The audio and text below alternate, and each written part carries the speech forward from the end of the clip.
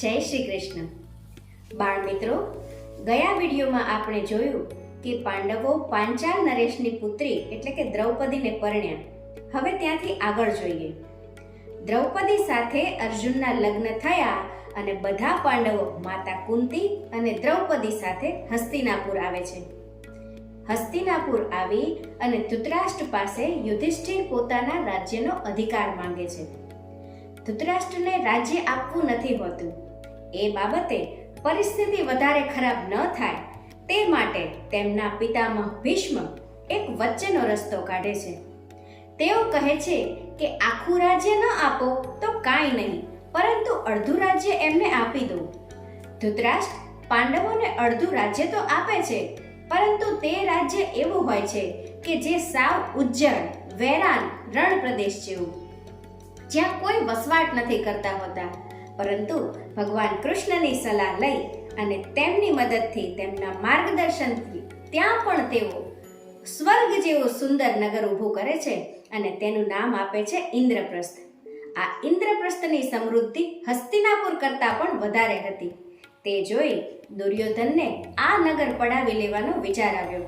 તેથી મામા શકુની સાથે મળી તેણે આ નગર પડાવવા એક યોજના બનાવી. તેમણે યુધિષ્ઠિરને ચોપાટ રમવા આવવાનું આમંત્રણ આપ્યું. યુધિષ્ઠિરને પણ ચોપાટ રમવું ખૂબ ગમતું હતું અને વળી હસ્તિનાપુરથી આમંત્રણ મળ્યું એટલે એ પરિવાર સાથે હસ્તિનાપુર ગયા. મિત્રો, આ ચોપાટ એ અત્યારની આપણી લ્યુડો ગેમ જેવી જ છે. તેમાં પણ પાસો ફેંકીને કુકરી ચલાવવાની હતી. દુર્યોધનના મામા શકુની પાસે એવા પાસા હતા કે જેમાં પાસા ફેંકતા તે ઈચ્છે એટલા જ અંક આવે. આ વાતની પાંડવોને ખબર ન હતી એટલે ચોપાટ રમતા રમતા ધીરે ધીરે પાંડવોની બધી જ સંપત્તિ તેમણે ચોપાટમાં દાવ પર લગાવવી પડી. ત્યારબાદ દ્રૌપદીજીને પણ આ રમતમાં હોડમાં મૂકવામાં આવ્યા અને દ્રૌપદીજીનું ખૂબ અપમાન થયું. ભગવાન કૃષ્ણે તેમની લાજ રાખી અને ત્યારબાદ પાંડવોને 12 વર્ષનો વનવાસ અને 1 વર્ષનો ગુપ્તવાસ આપવામાં આવ્યો.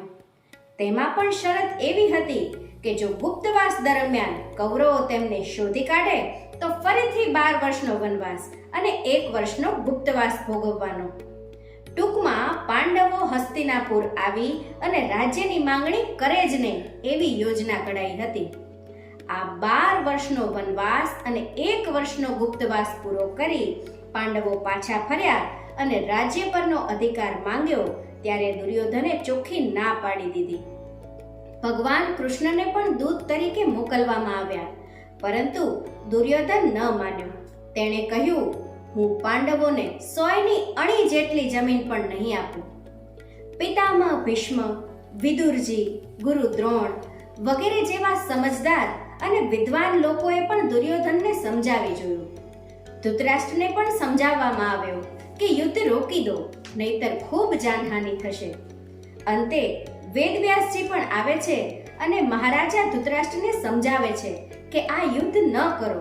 તમે રાજા તરીકે આ યુદ્ધ રોકવા માટે સમર્થ છો, તમે આદેશ આપી શકો. પરંતુ પુત્ર મોહમાં અંધ બનેલા ધૃતરાષ્ટ્રે પણ આ યુદ્ધ રોકવા કોઈ પ્રયત્ન નથી કર્યા. એટલે વ્યાસજી કહે છે કે હું તમને દિવ્ય દ્રષ્ટિ આપું કે જેથી તમે ત્યાં યુદ્ધમાં શું બને છે તે અહીં બેઠા બેઠા નિહાળી શકશો. પરંતુ ધૃતરાષ્ટ્ર કહે છે, મારા પુત્રોની હત્યા થતી હું જોઈ શકું નહીં. તે માટે તમે મને નહીં પરંતુ મારા સારથી સંજયને દિવ્ય દ્રષ્ટિ આપો, જેથી ત્યાં શું થઈ રહ્યું છે તે બધું જ હું તેને પૂછી અને જાણી શકું. આમ વેદવ્યાસજીએ સંજયને દિવ્ય દ્રષ્ટિ આપી અને આ યુદ્ધ કુરુક્ષેત્રના મેદાનમાં કરવાનું નક્કી થયું. કારણ કે કુરુક્ષેત્રનું મેદાન એ ખૂબ જ પવિત્ર ભૂમિ હતી. એવું માનવામાં આવતું હતું કે અહીં મૃત્યુ પામનાર વ્યક્તિનો સ્વર્ગમાં વાસ થાય છે. માટે આ સ્થળને યુદ્ધ માટે નક્કી કરવામાં આવ્યું અને પછી આ મહાયુદ્ધનો પ્રારંભ થાય છે. અને ધૃતરાષ્ટ્ર સંજયને પૂછે છે કે ધર્મ ક્ષેત્રે કુરુક્ષેત્રે સમવેત્તા યુત્સવ મામકા પાંડવાશ્ચેવ કિમ કુર્વમ સંજય, જેનો અર્થ થાય છે કે ધર્મભૂમિ કુરુક્ષેત્રમાં ભેગા થયેલા યુદ્ધની ઈચ્છાવાળા મારા અને પાંડવોના પુત્રો શું કરી રહ્યા છે તે સંજય તું મને કહે. આમ સંજય ધૃતરાષ્ટ્રને કહે છે કે પાંડુપુત્ર અર્જુન તેના સારથી બનેલા ભગવાન કૃષ્ણને કહે છે કે હે કેશવ, મારો રથ બંને સેનાની મધ્યમાં લઈ જાઓ કે જેથી હું જોઈ શકું કે સામા પક્ષમાં કોણ કોણ છે અને મારે કોનો કોનો વધ કરવાનો છે. તો આજે આટલું જ. અને હવે આજનો ઝબકારો.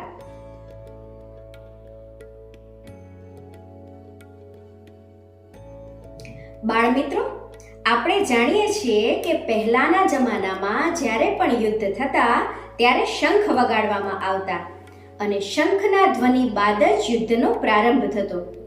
પરંતુ શું તમે જાણો છો કે મહાભારતના યુદ્ધ વખતે કોણે કોણે શંખ વગાડેલો અને તે શંખના નામ શું હતા? ચાલો જાણીએ. ગીતાજીના પહેલા જ અધ્યાયમાં આ બધા જ શંખ વિશે એક શ્લોક છે. પંચજન્યમ ઋષિકેશો દેવદત્તમ ધનંજય પૌંડ્રઃ દદ્મો મહાશંખમ ભીમકર્મા વૃકોદર અનંત વિજયમ રાજા કુંતી પુત્રો યુધિષ્ઠિરઃ નકુલ સહદેવશ્ચ સુઘોષ મણિપુષ્પકૌ. જેનો અર્થ થાય છે કે ભગવાન શ્રી કૃષ્ણે પંચજન્ય નામનો, અર્જુને દેવદત્ત નામનો અને ભીમે પૌંડ્ર નામનો શંખ વગાડ્યો. કુંતી પુત્ર યુધિષ્ઠિરે અનંત વિજય, નકુલે સુઘોષ અને સહદેવે મણિપુષ્પક નામનો શંખ વગાડ્યો. આના પરથી આપણે જાણી શકીએ છીએ કે કૃષ્ણના શંખનું નામ પંચજન્ય, અર્જુનના શંખનું નામ દેવદત્ત, ભીમના શંખનું નામ હતું પૌંડ્ર, યુધિષ્ઠિરનો શંખ તે અનંત વિજય, નકુલનો શંખ તે સુઘોષ અને સહદેવનો શંખ મણિપુષ્પક હતો. આ ઉપરાંત પિતામહ ભીષ્મની પાસે શંખ હતો, તેનું નામ હતું ગંગનાભ. કર્ણનો શંખ હતો તે હતો હિરણ્યગર્ભ. દુર્યોધનનો શંખ હતો તેનું નામ હતું વિદારક. દ્રૌપદીના ભાઈ ધૃષ્ટદ્યુમ્નનો શંખ હતો તે હતો યજ્ઞઘોષ, કારણ કે આ શંખ તેને યજ્ઞના અગ્નિમાંથી મળેલો હતો. તો મિત્રો, આજના વિડીયોમાં આટલું જ. હવે પછીના વિડીયોમાં ભગવાન શ્રી કૃષ્ણએ અર્જુનને શું ઉપદેશ આપ્યો તેના વિશે જાણીશું. ઓમ નમો ભગવતે વાસુદેવાય. જય શ્રી કૃષ્ણ.